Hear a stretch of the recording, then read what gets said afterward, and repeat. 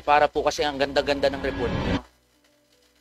Pero pagdating po sa aktual, hindi po yan ang nire-report ng mga manggagawa. Samot-sari na mga violation po ang sinusumbong sa kinatawang ito na hindi pagtalima ng napakaraming establishmento. Dito pa lang ho yan sa NCR. Halimbawa po niyan, naglabas ng wage order na itaas ang sahod ng mga manggagawa ng 50 pesos. Hanggang ngayon, maraming establishmento ang hindi nagpapatupad ng wage order na nilabas. At ito rin po ang nangyayari sa iba't ibang mga rehiyon.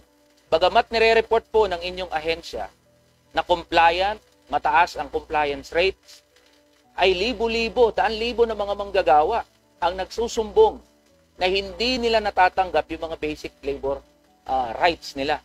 So nais po namin makipagtulungan sa inyong ahensya. Open po ang Department of Labor and Employment at tutugunan po namin yung napabanggit ninyo.